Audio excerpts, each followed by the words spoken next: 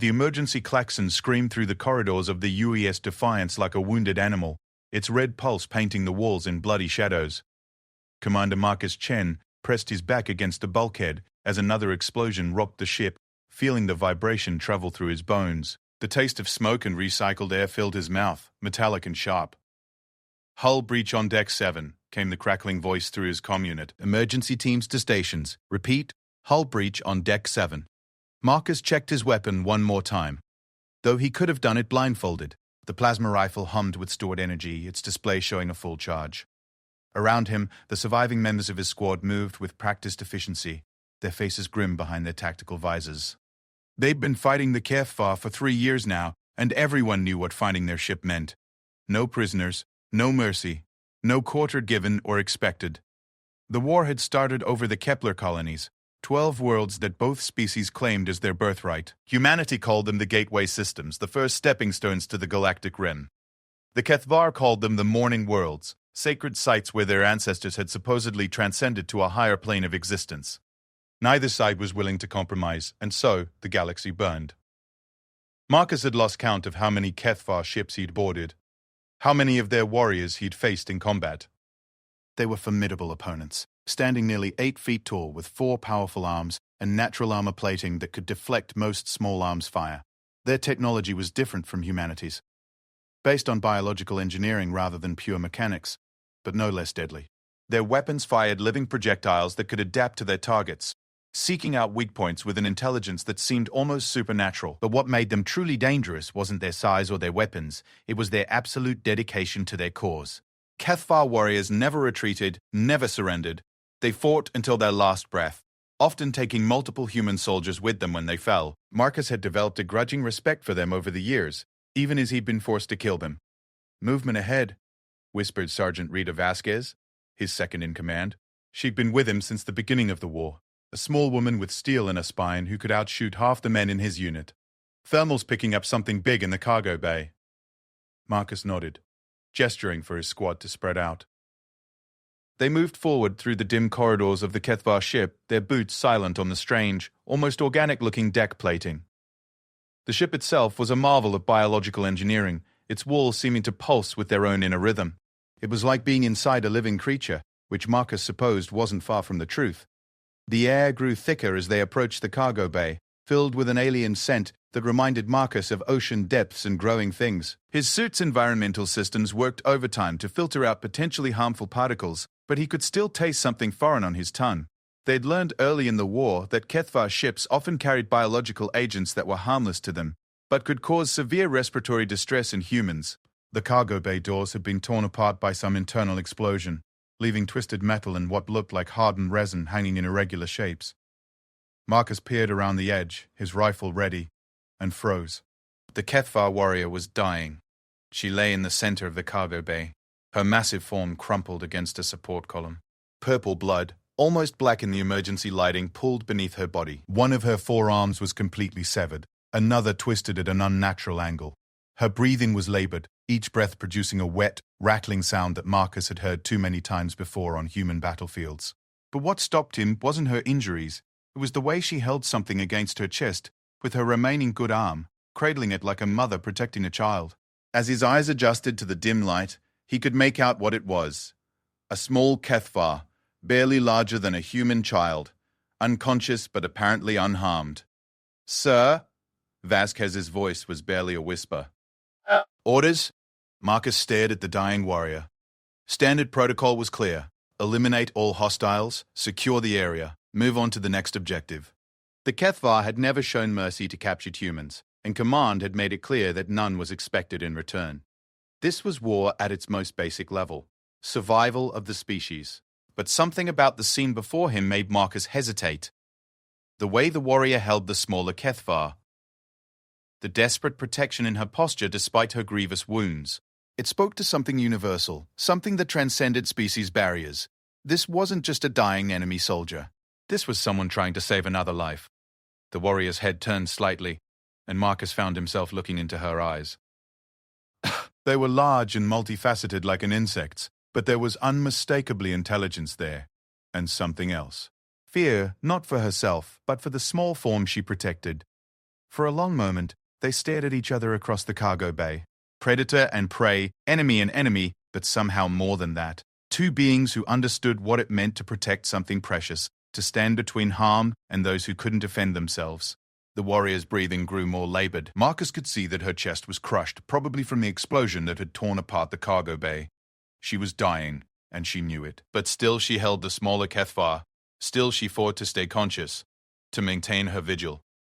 Marcus made a decision that would haunt him for the rest of his life, however long that might be. He lowered his rifle. "Sir, what are you doing?" Vasquez's voice was sharp with alarm. "She's protecting someone," Marcus said quietly. "Look at her." "She's not a threat. She's HFY," said Corporal Williams, the youngest member of their squad.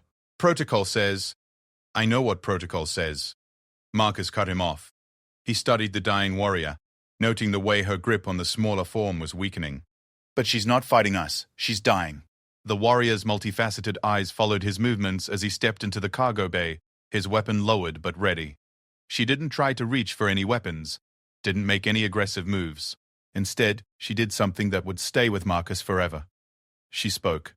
The words were in her own language, a complex series of clicks, whistles, and harmonics that human vocal cords couldn't reproduce. But Marcus didn't need a translator to understand the tone. It was pleading. Desperate. A dying parent begging for the life of their child. Marcus activated his comm unit, switching to the translation frequency his suit had been programmed with. It wasn't perfect, the AI struggling with the nuances of HFY language, but it gave him the basics. Please. Please. Not war-trained, offspring. No harm to your kind, please. The words hit Marcus like a physical blow. This wasn't a soldier he was looking at. This was a parent, dying while trying to protect their child from the horror of war. The smaller HFY wasn't a combatant or even a potential threat. It was a youngling, caught in the wrong place at the wrong time. "Sir," Vasquez said urgently, "we need to move. The ship's reactor is going critical. We've got maybe 10 minutes before this whole section blows." Marcus looked at his squad, then back at the dying warrior. The ethical calculus was brutal in its simplicity. They could follow protocol, eliminate the hostiles, and evacuate. The warrior would die anyway, and the youngling with her. No humans would be endangered, no rules would be broken, or he could try to save them. The warrior was watching him with those alien eyes, and Marcus realized she understood more than she was letting on. She could see him weighing options, making calculations, and somehow, she seemed to know what he was thinking. She lifted one of her remaining hands, not in threat, but in gesture. Slowly, carefully, she placed the unconscious youngling on the deck beside her, then pushed it gently toward Marcus. The message was clear. Take the child and go. Let at least one of them survive. "I can't carry both," Marcus said, though he wasn't sure she could understand him. "And you can't walk." The warrior's response was to point at her own chest, then at his, then at the youngling. The translation software chimed with partial comprehension. Breath. Share, save small one. Marcus felt his blood turn cold as he understood what she was suggesting. HFY respiratory systems were different from human ones, but not incompatible. They could share atmosphere, at least temporarily, but the energy cost would be enormous, and for someone in her condition, she was offering to give him her remaining life force, literally her last breaths, to help him save the youngling. "No," Marcus said automatically. "There has to be another way." But even as he said it, he was running the numbers in his head. His squad suits had about 8 minutes of emergency air left. The youngling was unconscious and would need assistance breathing in the toxic atmosphere of the damaged ship. The warrior was too badly injured to move, and too large for him to carry even if she weren't. The only way to save the youngling was exactly what she was suggesting, and it would kill her. "Sir," Vasquez said again, "we really need to go." Marcus looked at the dying warrior, at the unconscious youngling, at his squad waiting for orders. In the distance, he could hear the ship's systems failing, one by one, the groaning of metal under stress, the hiss of escaping gases. Time was running out for all of them. The warrior reached out with one trembling hand and touched his armor, just over his heart. When she spoke again, the translator caught most of it. Honor in preservation of young. Honor in choice between hatred and mercy. Choose mercy, enemy who would befriend. Marcus closed his eyes for a moment, thinking of his own family back on Earth. His sister's children, who sent him drawings and messages through the quantum comm. His parents, who worried every day that they might receive news of his death. What would they think of his choice? What would anyone think? But when he opened his eyes and looked at the warrior again, he knew there was really only one choice he could live with, or die with. "Vasquez," he said quietly, "take the squad and head for the extraction point. Tell them we encountered an environmental hazard that delayed us. Sir, I'm not leaving you." "That's an order, Sergeant." His voice carried the authority of 3 years of command, and Vasquez reluctantly nodded. "How long do you need?" Marcus looked at the warrior, who seemed to understand despite the language barrier. Her breathing was getting shallower, but her eyes were alert, determined. "Give us 5 minutes," Marcus said. "Then blow the charges and get out." As his squad filed out of the cargo bay, Marcus knelt beside the dying warrior. Up close, he could see the intricate patterns in her natural armor, the way her skin seemed to shimmer with its own inner light. She was beautiful in an utterly alien way, a creature of grace and power brought low by the savage mathematics of war. "I don't even know your name," Marcus said softly. The warrior's reply came through the translator as, "Names are for those who survive to speak them. I am grateful that you will know mine in spirit, as I will know yours." Marcus removed his helmet, feeling the alien atmosphere burn his lungs immediately. The warrior reached up with her remaining strength and placed her hands on either side of his head, her touch surprisingly gentle for something that could crush steel. And then she began to breathe for both of them, pulling the toxic air from his lungs and replacing it with oxygen from her own reserves, sharing the very essence of her life to keep him alive long enough to save the youngling. As the ship around them began its final descent into destruction, Marcus Chen held the hand of an enemy warrior whose name he would never know, and together they prepared to make the choice that would change 2 civilizations forever. The process of sharing breath with a dying HFY warrior was nothing like Marcus had imagined.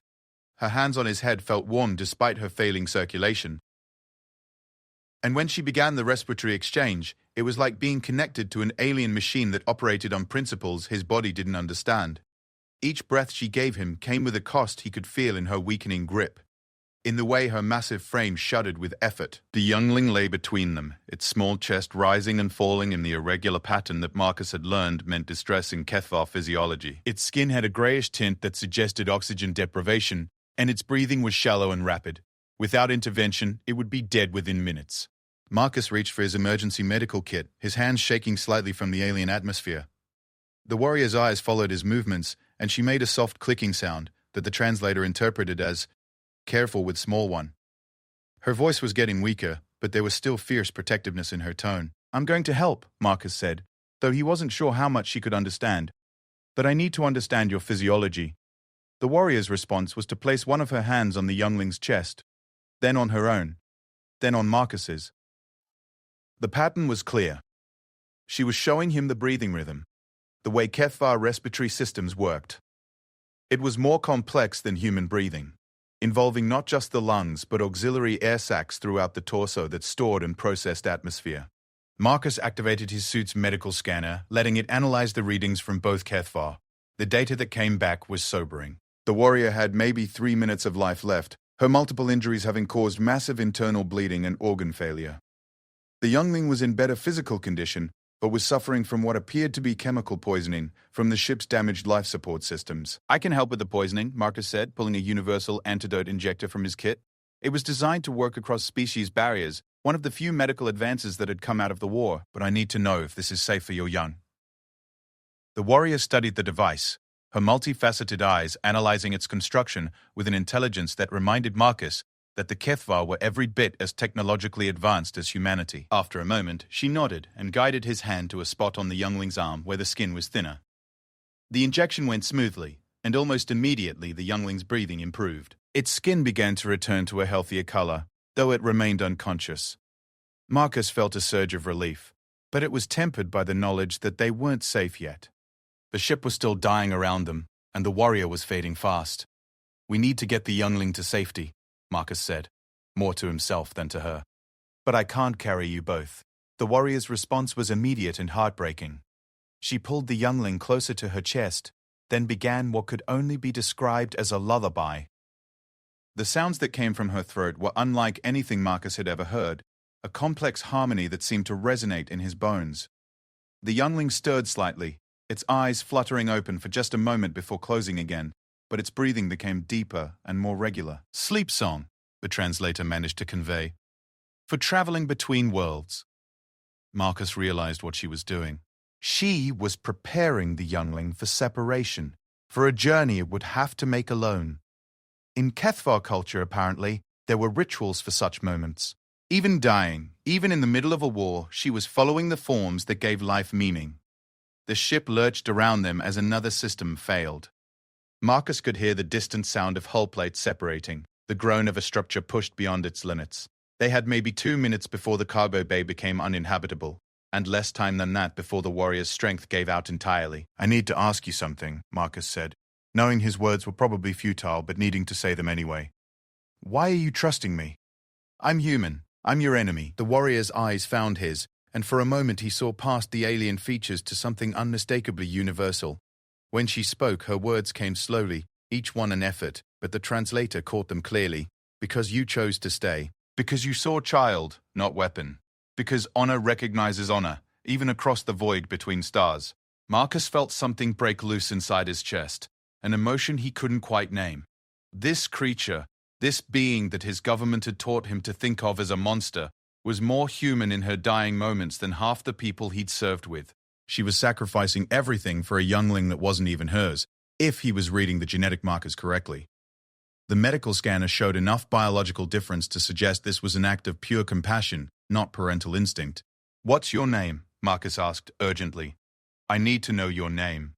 The warrior's breathing was becoming labored now, each exchange of air between them taking more effort. But she managed a sound that the translator rendered as Zarathek of the Singing Depths, speaker for the Yun, guardian of the Twilight Paths. Then, with obvious effort, she asked, "What sounds do your people make for you, warrior who chooses mercy?" "Marcus," he said simply. "Marcus Chen." "Marcus Chen." She repeated, the sound strange in her alien throat but somehow right. "I will carry this sound to whatever realm awaits beyond breathing." The ship shook again, and this time Marcus could hear the whistle of escaping atmosphere. They were out of time. He gathered the youngling in his arms, surprised by how light it felt despite its size. HFY bone structure was apparently hollow in places, an adaptation that made sense for their homeworld's higher gravity. "I'm going to get the youngling to safety," Marcus said. "I promise." Zarathek's hand found his arm, her grip surprisingly strong for someone so close to death. "And after safety?" she asked. What then for enemy child among enemy people? It was a question Marcus hadn't fully considered. What would happen to a young HFY among humans? The war was still raging, and there would be those who saw any alien as a threat. Military protocol would probably classify the youngling as an intelligence asset at best, a prisoner of war at worst. "I don't know," Marcus admitted, "but I'll figure something out. There has to be someone who can help." Zara Theki studied his face for a long moment, those alien eyes seeming to look straight into his soul. Then she did something unexpected. She reached up and touched the spot behind one of her natural armor plates, and there was a soft click. A small device, no larger than Marcus's thumb, dropped into her palm. "Memory keeper," she explained, pressing it into his hand. "Songs, stories, learning words for young ones. So that child may know what it means to be HFY, even among star warriors of distant suns." Marcus stared at the device, understanding the magnitude of what she was giving him. This wasn't just cultural information. This was a piece of her people's soul, their history and identity. In human terms, it would be like giving an enemy soldier access to the entire cultural database of Earth. "Why?" he asked. "Because child deserves to know where songs came from," Zarathek said. Her breathing was becoming irregular now, and Marcus could feel her life slipping away with each labored exchange of air. Because knowledge is bridge between worlds that hate too easily. The cargo bay's emergency lighting began to flicker, and Marcus knew they were truly out of time. He had to make his choice now. Try to save them both and probably lose all three of them, or save the youngling and let Zarathek die. The warrior made the choice for him. With her remaining strength, she pushed him away, breaking their respiratory link. "Go," she whispered, the word barely audible over the ship's death throes. "Carry child to singing light, make bridge where was only void." Marcus hesitated for one more moment, looking at this being who had shown him a kind of courage and compassion he'd never imagined possible. Then he sealed his helmet, activated his suit's emergency life support, and ran. The corridors of the dying ship blurred past him as he raced toward the extraction point. Behind him, he could hear the final collapse beginning. the sound of a civilization's technology returning to component atoms. But in his arms the youngling stirred, its alien features somehow peaceful, despite everything that had happened. Marcus burst through the airlock of the UES Defiance just as the HFY ship's reactor went critical. The explosion lit up the view screen like a small star being born. Beautiful and terrible and final. Somewhere in that light was Zarathek, of the Singing Depths, speaker for the young, guardian of the Twilight Paths. Somewhere in that light was the warrior who had given her life to show an enemy the meaning of mercy. Sir. Vasquez was at his side immediately, her voice sharp with relief and concern. Medical team to Bay 7 immediately. We have an injured. She stopped, staring at the youngling in Marcus's arms. A survivor, Marcus said firmly. We have a survivor. As the medical team swarmed around them, Marcus looked down at the sleeping HFY child and made a silent promise. Whatever it took, however long it required, he would find a way to honor Zarathek's sacrifice. He would build the bridge she had spoken of, the connection between worlds that knew only war. He would find a way to make her final breath mean something. The youngling's eyes opened for just a moment, large and multifaceted like its guardians, and Marcus thought he saw something like trust there. Or maybe it was just hope. In the middle of the greatest war in human history, perhaps they were the same thing. As the Defiance pulled away from the debris field that had once been a HFY ship, Marcus held the memory keeper device tight in his hand and wondered if one act of mercy could really change the course of a war. But looking at the peaceful expression on the youngling's alien features, he thought maybe it could. Maybe it already had. The medical bay of the UES Defiance had never been designed to treat HFY physiology, but Dr. Sarah Kim was adapting with the kind of desperate creativity that came from years of battlefield medicine. The youngling lay unconscious on the primary examination table, its alien form looking small and vulnerable under the harsh medical lighting. Banks of monitors displayed vital signs that only half made sense to human understanding, but the important metrics were clear. The child was alive and stable. Marcus stood in the observation area, watching through reinforced glass as Dr. Kim ran her tests. He'd been there for 6 hours, refusing all attempts to get him to rest or eat. The memory keeper device that Zarathek had given him felt warm in his hand, though that was probably just his imagination. He hadn't told anyone about it yet. Part of him wasn't sure he ever would. Commander Chen? The voice belonged to Captain Rebecca Torres, the commanding officer of the Defiance. She was a career military officer with 20 years of service, someone who'd earned her position through competence rather than politics. Marcus respected her, which made what he knew was coming even harder. Captain, Marcus said, not turning from the window. We need to talk. Conference room 7, 5 minutes. It wasn't a request. The conference room was small and sterile, designed for efficiency rather than comfort. Captain Torres sat across from Marcus, her expression carefully neutral. Beside her sat Colonel James Morrison, the ship's intelligence officer, a thin man with cold eyes who'd never seen actual combat, but had a reputation for thorough interrogations. Commander, Torres began, I need you to walk me through exactly what happened on that HFY ship. Marcus had been preparing for this moment since the rescue. Military regulations were clear about contact with enemy personnel, and what he'd done was definitely outside protocol. He'd saved an alien child, yes, but he'd also failed to gather intelligence, had allowed his squad to leave him behind, and had potentially compromised operational security. The ship was suffering cascading system failures, Marcus said carefully. I encountered 2 HFY in the cargo bay, 1 adult, 1 juvenile. The adult was mortally wounded and posed no threat. The juvenile appeared to be a non-combatant. And you decided to initiate a rescue operation, Morrison said, his tone suggesting this was somehow suspicious. Without consulting your chain of command. There wasn't time to consult anyone, Marcus replied. The ship was going critical. I had seconds to make a decision. Torres leaned forward. Marcus, I've read your service record. You're a good officer, a good soldier. But what you did, she gestured toward the medical bay. That thing in there is HFY, the same species that's been killing humans for 3 years. The same species that glassed the Kepler colonies and left 8 million of our people dead. That thing, Marcus said, feeling anger rise in his chest, is a child. It's an enemy alien, Morrison cut in. And according to your own report, it was in the company of an adult HFY warrior. For all we know, this could be some kind of infiltration operation. Marcus stared at the intelligence officer, wondering if the man had ever seen a dying parent protect their young.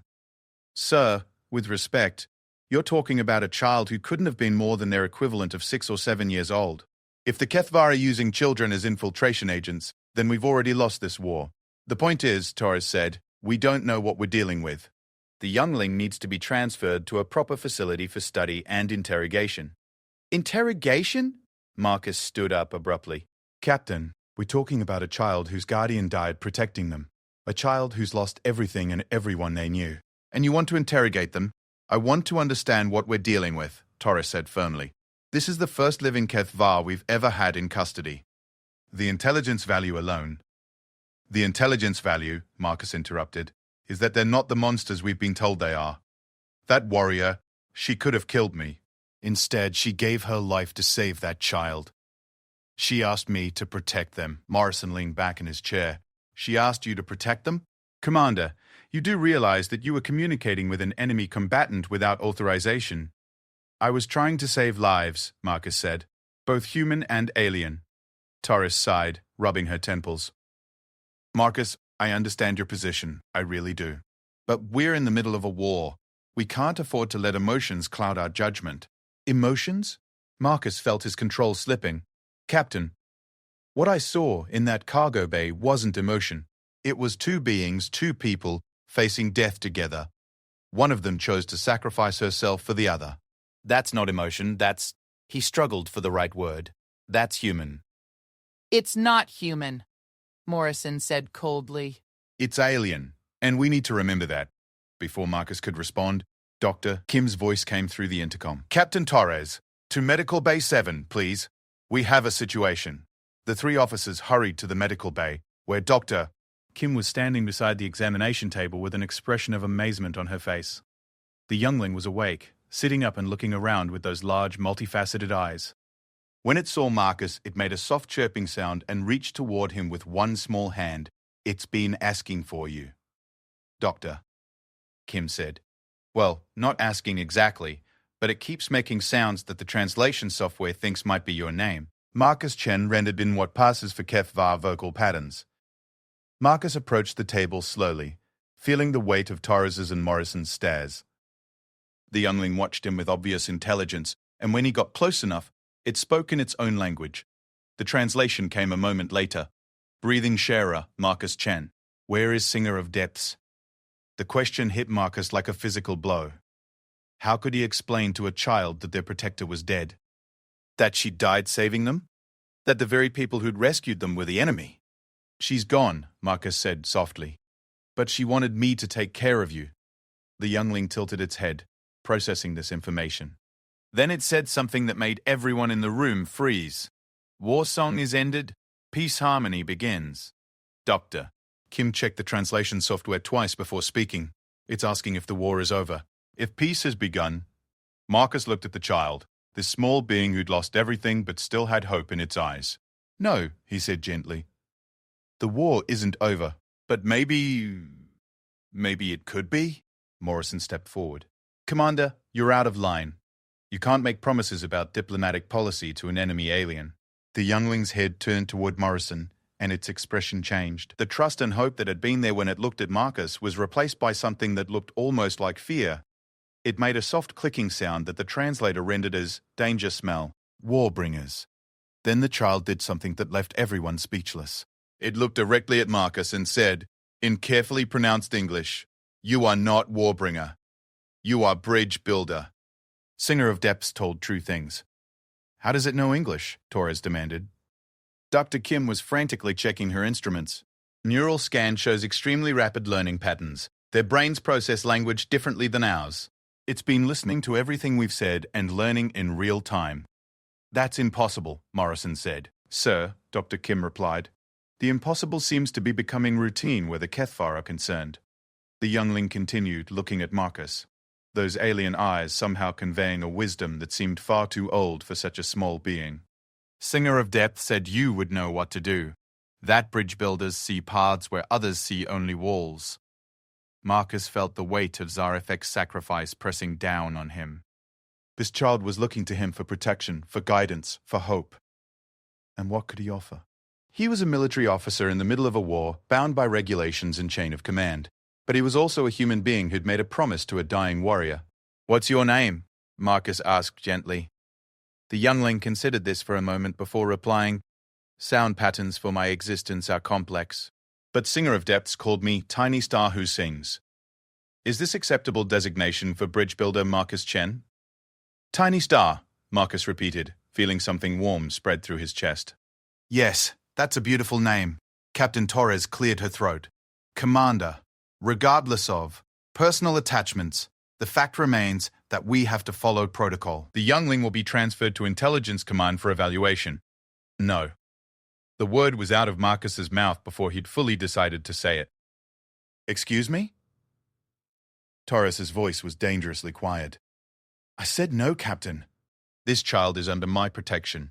That dying warrior entrusted them to me, and I won't hand them over to be treated like a lab specimen. Morrison stepped forward. Commander Chen, you're relieved of duty pending a full psychological evaluation. Security to Medical Bay 7. But before the security team could arrive, Tiny Star did something that changed everything. The youngling reached into what appeared to be a small pouch attached to its clothing and withdrew a device similar to the memory keeper Zeratic had given Marcus. But this one was different, larger and more complex, pulsing with its own inner light. Singer of Depth said to give this to Bridge Builder if Warbringers came, Tiny Star said. She said it contains words that stop the great dying. Kim's scanner immediately detected the device. It's some kind of data storage unit. But the energy patterns are unlike anything in our database. Tiny Star looked directly at Captain Torres and spoke with a clarity that stunned everyone present. This contains the harmonies of making peace. Singer of Depth was speaker for many voices. She carried authority to end the war song between your kind and mine. She gave this authority to bridge builder Marcus Chen before her breathing stopped. The silence in the medical bay was absolute. Finally, Torres found her voice. Are you saying that warrior was some kind of diplomat? Speaker for many voices, Tiny Star repeated. Your words. Ambassador. She came to this place seeking the ones called humans, to begin the harmony of not fighting. But warships found her first. Marcus felt the universe shift around him. Zarathek hadn't been just any warrior. She'd been a peace envoy, someone trying to end the war. And she died because both sides were so locked into their hatred that they couldn't recognize an outstretched hand. The data device, Morrison said, his voice hoarse. What exactly does it contain? Tiny Star tilted its head. Songs of stopping the killing. Maps to worlds where both kinds can live. Words for speaking across the void. All the tools for building bridges instead of funeral pyres. Captain Torres looked at Marcus, her expression unreadable. Commander, you realize what this means? Marcus nodded slowly. He'd thought he was saving a child. Instead, he might have saved 2 civilizations. It means, he said quietly, that Zarathek's final breath saved a lot more than just one young life. The device in Tiny Star's hands pulsed brighter, as if responding to its name being spoken. In that light, Marcus thought he could almost see the path forward, the bridge between worlds that a dying warrior had trusted him to build. The war wasn't over, but for the first time in 3 years, there was hope that it could be. The data from Zerathic's device rewrote everything humanity thought it knew about the war. 3 days after Tiny Star had revealed the diplomatic storage unit, the UES Defiance was racing toward Earth at maximum velocity, carrying what might be the most important intelligence package in human history. Marcus sat in a hastily converted conference room that now served as a translation center, watching alien symbols scroll across multiple screens while Dr. Kim and a team of xenolinguistics experts worked to decode the massive files. The initial revelations had been staggering enough. Zarathek had indeed been a speaker for many voices, roughly equivalent to a human ambassador, but with authority that extended far beyond simple diplomacy. The Kethvar had a complex social structure based on what they called harmony councils, governing bodies that could speak for entire star systems. Zarathek had been empowered by 7 such councils to negotiate an end to the war. But as the translation progressed, the true scope of the tragedy became clear. The war that had consumed both civilizations for 3 years wasn't about territory or resources. It was about a massive, catastrophic misunderstanding. Sir, Doctor, Kim said, her voice tight with exhaustion and disbelief. You need to see this. Marcus leaned over her shoulder to read the translated text on her screen. The words made his blood run cold. The Kepler colonies were never sacred burial grounds, he read aloud. They were quarantine worlds? Dr. Kim nodded grimly. According to this data, the HFY had been monitoring a spreading plague in that region of space, something they call the silence that devours. When humans started colonizing those worlds, the HFY tried to warn them off. Warn them? Marcus felt the foundation of his understanding shifting. Their first contact was an attack on the colony ships. No, sir, Doctor, Kim said, scrolling to another section of the data. Their first contact was a series of what they call harmony sendings, basically long-range communication attempts using their biotechnology. We interpreted those signals as weapons fire. The implications hit Marcus like a sledgehammer.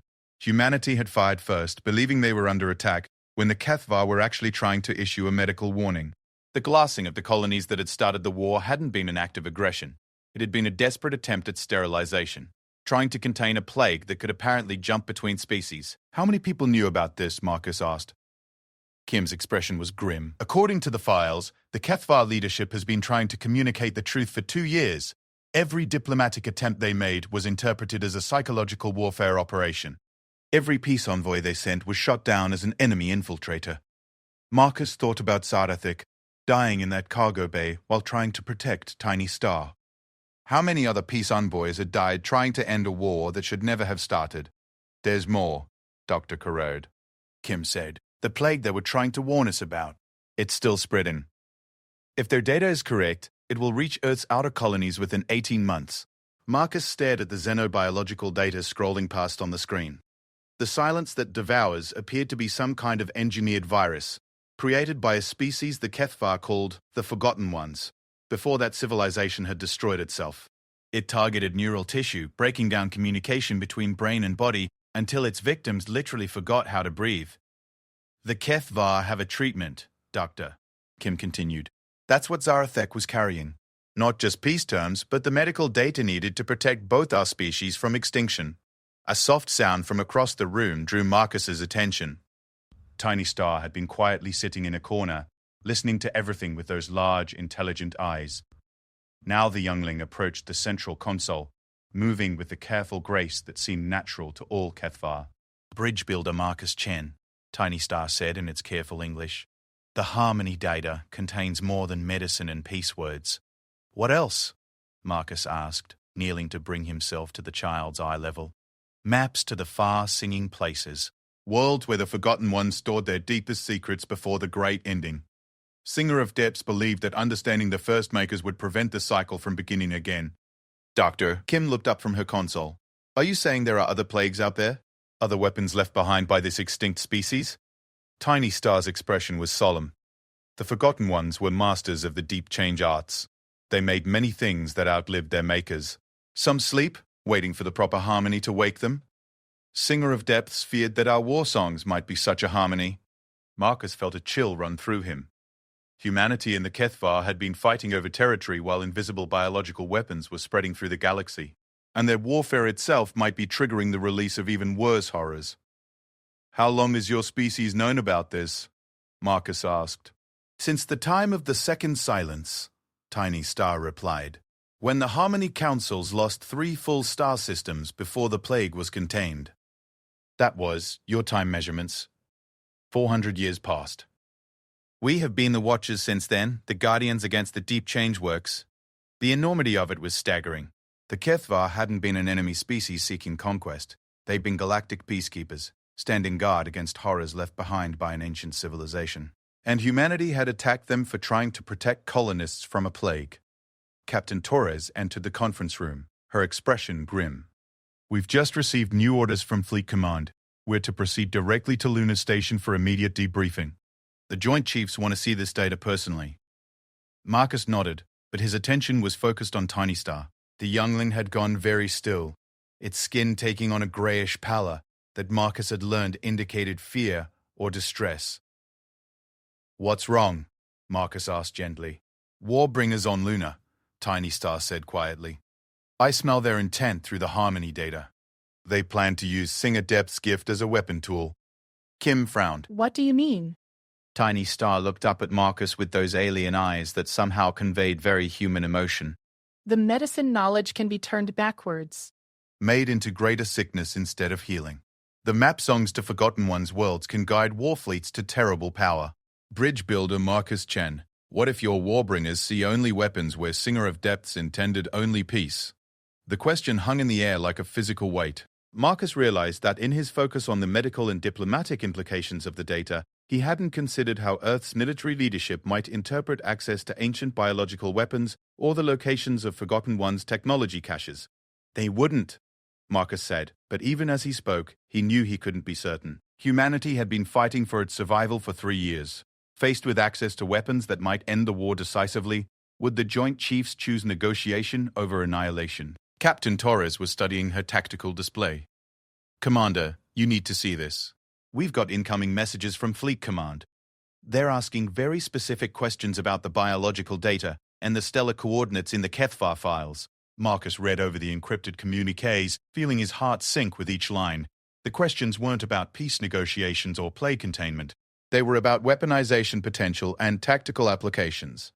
Someone at Fleet Command was already thinking about how to turn Zarathek's gift into a tool of war. Tiny Star is right, Marcus said quietly. They're going to see this as an intelligence windfall, not a peace offering. So what do we do? Dr. Kim asked. We can't not deliver the data. Too many lives are at stake. Marcus looked at Tiny Star, who was watching him with the kind of trust that made his chest ache. This child had already lost everything to the war, had watched their protector die trying to build bridges between civilizations. What would happen to them if they reached Lunar Station and the military decided that the HFY were too dangerous to allow to survive, even as allies? There might be another way, Marcus said slowly. Tiny Star, you said Zarathek was a speaker for many voices. Does that authority transfer to anyone? The youngling tilted its head thoughtfully. In death circumstances, authority flows to the chosen successor. Singer of Depth spoke the binding words to bridge builder Marcus Chen before her breathing stopped. You carry her voice now. Captain Torres looked at Marcus sharply. Commander, what are you thinking? I'm thinking, Marcus said, that maybe we need to make contact with the HFY Harmony Councils before we reach Lunar Station. If we can establish formal diplomatic contact, if we can present a united front for peace, maybe we can prevent both sides from making the situation worse. That's not our decision to make, Torres said.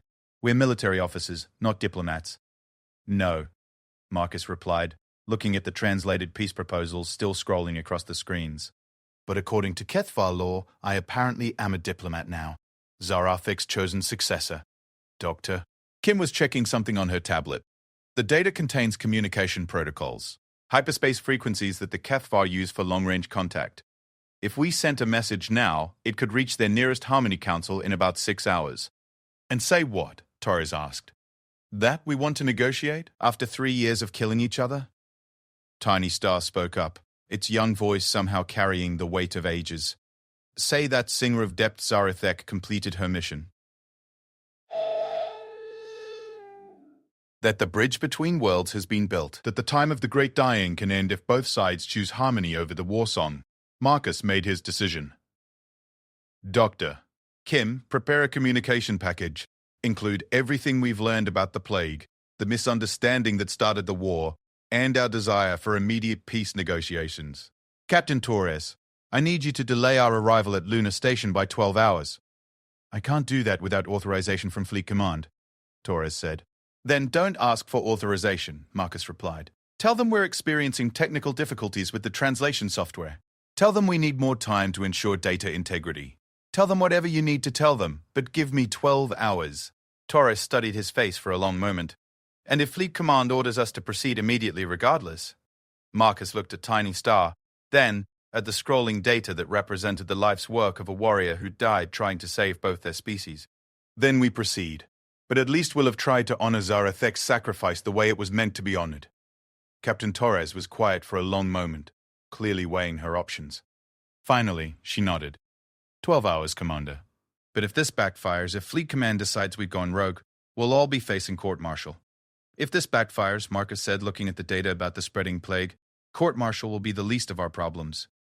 As Dr. Kim began preparing the communication package, Marcus knelt beside Tiny Star again. Are you ready to help me contact your people? The youngling's eyes seemed to shine with hope.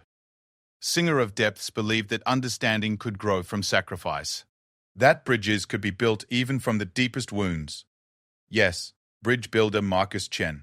I am ready to help you speak the words that end the great dying. Outside the ship's viewports, the stars wheeled in their ancient patterns, indifferent to the small drama playing out in one corner of the galaxy. But somewhere among those stars, two civilizations hung in the balance, their fate depending on whether mercy could triumph over fear, whether understanding could grow from sacrifice. Marcus Chen, carrying the authority of a dead HFY warrior and the trust of an orphaned child, prepared to find out whether one human's promise could change the course of history. The response from the HFY Harmony Councils came faster than expected, arriving just 4 hours after Marcus's transmission. When a bioacoustic signal resolved into translated text on the Defiance's communication array, the entire bridge fell silent. Zarathek of the Singing Depths is acknowledged as fallen in the line of peace. Captain Torres read aloud from the communication display. Her successor, Marcus Chen of the bridge building kind, is recognized by 7 Harmony Councils as speaker for human voices. We grieve the great misunderstanding. We rejoice that truth has found voice. We await the harmony of ending war. Marcus stared at the words, feeling the weight of responsibility settling on his shoulders like lead armor. Somewhere in HFY space, alien leaders were placing their trust in a human soldier who'd made a desperate choice in a dying cargo bay. Sir, Communications Officer Sarah Liu called out. We're receiving additional transmissions. Multiple HFY ships are broadcasting stand-down orders. They're stopping all offensive operations and returning to defensive positions. The bridge erupted in controlled chaos as tactical officers tried to process the implications. After 3 years of relentless warfare, the HFY fleet was unilaterally ceasing hostilities based solely on Marcus's communication. But Captain Torres was looking at a different display, her expression troubled. Marcus, we've got a problem. Fleet Command is demanding immediate answers. Admiral Morrison wants to know why HFY forces across 3 sectors have suddenly gone passive. Intelligence is screaming about a potential trap. Marcus felt his stomach drop. Admiral Morrison, Colonel Morrison's uncle, and a man with a well-documented hatred of anything alien. If the Admiral decided this was some kind of HFY deception, he could order a full offensive strike while their fleet was in defensive posture. How long until we reach Lunar Station? Marcus asked. 6 hours at current speed, Torres replied. And how long until Admiral Morrison loses patience and orders an attack on the HFY fleet? Torres checked her communication log. Based on these messages, maybe 2 hours. Tiny Star, who had been quietly observing from a corner of the bridge, suddenly spoke up. Bridge builder Marcus Chen, the Harmony data contains more than peace words and medicine knowledge. What do you mean? Marcus asked. The youngling approached the central communication console with that peculiar HFY grace. Singer of Depths prepared for this moment. She knew that fear would make both sides doubt the truth harmony. She included proof songs in the data, ways to show the great misunderstanding without need for trust words. Dr. Kim looked up from her analysis station. The child's right. There's an additional data layer I hadn't fully explored. It contains what appears to be historical records, audiovisual documentation of events from the HFY perspective. Show me, Marcus said. The main display shifted, and suddenly the bridge was filled with images that would haunt Marcus for the rest of his life. They were seeing the first contact between humans and HFY from the alien perspective, watching as HFY bioships tried desperately to communicate warnings about the silence plague. The harmonic signals that humans had interpreted as weapons fire were actually complex linguistic patterns, attempts to convey medical urgency across species barriers. Then came the recording of the human attack on the first HFY peace envoy. The alien ship had been broadcasting harmony songs, traditional greetings that should have been immediately recognizable as non-hostile. Instead, human fighters had opened fire without warning, destroying the vessel and everyone aboard. Dear God, Torres whispered. We fired first. We started the whole war because we didn't understand what they were trying to tell us. The recordings continued, showing 3 years of HFY attempts to communicate, to explain, to make peace. Every effort had been met with violence as humans interpreted alien desperation as aggression. The glassing of the Kepler colonies hadn't been an attack, it had been a quarantine protocol, an attempt to sterilize worlds infected with a plague that would have spread to Earth if left unchecked. Transmit this, Marcus said suddenly. All of it. Send it to Fleet Command, to the Joint Chiefs, to every ship in the human fleet. Let them see what really happened. Sir, Torres said carefully, once this gets out, there's going to be chaos. Political upheaval, military careers destroyed. People will demand answers about who knew what and when. Good! Marcus said firmly. The truth should cause chaos. The truth should destroy careers. Because the alternative is the continued destruction of two entire civilizations. Communications Officer Lu was working frantically at her station. Sir, I'm detecting massive energy signatures throughout HFY space. They're powering up something big. Multiple sources, coordinated activation. Marcus felt his blood turn to ice. Are they preparing for a major offensive? Tiny Star tilted its head, listening to something only it could hear. No, the youngling said softly. They prepare for the great revealing. What does that mean? Torres demanded. Before Tiny Star could answer, the main display shifted again. This time, it showed not archival recordings but live feeds from across HFY space. Massive bioships were positioning themselves around infected worlds, not for attack but for healing. The energy signatures were medical devices, planet-scale treatment systems designed to neutralize the Silence Plague. They're not preparing for war, Marcus breathed. They're preparing to save our colonies. The scope of what he was seeing was staggering. Dozens of HFY ships were moving toward human-controlled worlds, carrying medical equipment and treatment protocols. They were about to risk their own fleet to save human lives, even though humanity had been trying to exterminate them for 3 years. Sir, Lou called out urgently. Admiral Morrison is demanding immediate visual contact with you. He's not happy. The main display shifted to show Admiral Morrison's angular face, his eyes cold with fury. Behind him, Marcus could see the bridge of the UES Retribution, humanity's most powerful dreadnought. Commander Chen, Morrison's voice crackled with barely controlled rage, you will explain immediately why classified intelligence has been transmitted to enemy forces without authorization. Sir, Marcus began, the intelligence in question reveals that the HFY are not enemy forces. They're aliens. Morrison cut him off. They're responsible for the deaths of 8 million human colonists, and you've just given them detailed information about our defensive capabilities. That's treason, Commander. Admiral, Marcus said, feeling the moment balanced on a knife's edge. The colonists died from a plague the HFY were trying to warn us about. The war started because of a misunderstanding. They've been trying to make peace for 3 years. Morrison's laugh was bitter. And you believe alien propaganda? Commander, you've been compromised by extended contact with the enemy. I'm ordering your immediate arrest pending court-martial for treason and collaboration with hostile forces. Sir, Torres interjected, with respect, the commander is carrying diplomatic immunity under HFY law, as recognized speaker for human voices. I don't recognize alien law, Morrison snarled. Captain Torres, you will place Commander Chen under arrest and proceed immediately to Luna Station. Any deviation from this order will be considered mutiny. The bridge fell silent. Marcus could feel the weight of every eye upon him, the moment when everything would be decided. He looked at Tiny Star, who was watching him with those alien eyes full of trust and hope. Admiral, Marcus said quietly, I need you to look at something. Before Morrison could object, Marcus nodded to Dr. Bellarcine. Kim. The historical recordings began to play again, showing the truth of first contact from the HFY perspective. Morrison's expression shifted from anger to confusion to something that might have been horror as he watched human ships firing on alien peace envoys. This is fabricated, Morrison said, but his voice lacked conviction. No, sir, Dr. Kim said, her voice carrying across the communication link. I verified the temporal signatures and cross-referenced them with our own battle logs. This is authentic documentation of events from the alien perspective. Sir, we attacked them first. We started this war. Morrison was quiet for a long moment, his face cycling through emotions that Marcus recognized. Anger, denial, grief, and finally, a terrible understanding. Even if this is true, Morrison said slowly, we can't just stop a war. There are protocols, procedures. Military justice doesn't stop because of diplomatic revelations. Admiral, Marcus said.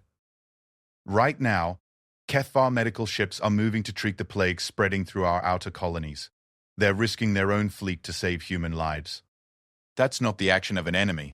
That's the action of someone trying to make amends for a tragic misunderstanding. Sir, came a new voice from Morrison's bridge. We're receiving transmissions from the Kepler sector. The alien ships are actually treating our colonists. They're curing the plague. Medical teams are reporting a 90% survival rate in areas where the treatment has been applied. Morrison closed his eyes, And Marcus saw the exact moment when the Admiral's certainty crumbled. 3 years, Morrison whispered. 3 years of war because we couldn't understand each other.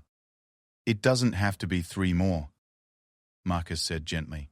Admiral, I'm requesting permission to proceed to the nearest Kefar Harmony Council for formal peace negotiations. You're not qualified for diplomatic contact, Morrison said, but the fire had gone out of his voice. Tiny Star stepped forward, moving into the communication pickup's field of view. When it spoke, its voice carried a gravity that seemed impossible for someone so young. Admiral of the Human Fleet, Bridge Builder Marcus Chen carries the voice of Singer of Depths Zarathek, who gave her breathing to save life. By the harmony laws of 7 councils, he speaks with the authority of peace. Will you honor the sacrifice of the bridge builders, or will you continue the great dying that serves no purpose but sorrow? Morrison stared at the alien child for a long moment. Finally, he sighed, looking every one of his 60 years. Commander Chen, you are authorized to proceed with preliminary peace negotiations. Full diplomatic teams will be dispatched as soon as possible. And, Commander? Yes, sir. Make this work. Because if we've been fighting the wrong war for 3 years, then we owe it to everyone who died to make sure their sacrifice means something. The communication link closed, leaving the bridge of the Defiance in stunned silence. Marcus looked around at his colleagues, then down at Tiny Star, who was watching him with something that might have been pride. So, Torres said finally, what happens now? Marcus thought of Zarathek, dying in that cargo bay, while giving her life to save a child and build a bridge between worlds. He thought of the millions who had died in a war that should never have been fought. He thought of the billions more who might live because one alien warrior had chosen mercy over vengeance. Now, Marcus said, we honor a promise. We build the bridge Zarathek died trying to create, and we make sure that her final breath saved more than just one young life. As the UAS Defiance changed course toward the nearest Kefar Harmony Council, Marcus Chen carried with him the weight of 2 civilizations' hopes. Behind him lay 3 years of tragedy born from misunderstanding.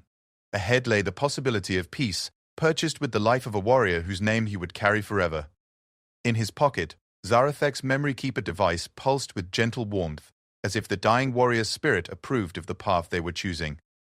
And beside him, Tiny Star hummed a soft harmony song that somehow conveyed both grief for what was lost and hope for what might yet be built. The war wasn't over yet, but for the first time since it began, there was hope that it could end not in the destruction of one civilization, but in the birth of understanding between 2 peoples who had learned, at terrible cost, that bridges could indeed be built from the deepest wounds. Marcus Chen, speaker for human voices, bridge builder and keeper of promises, carried that hope forward into an uncertain but no longer hopeless future. And somewhere in the space between the stars, the spirit of Zarathek of the singing depths, speaker for the young, guardian of the twilight paths, finally rested in peace.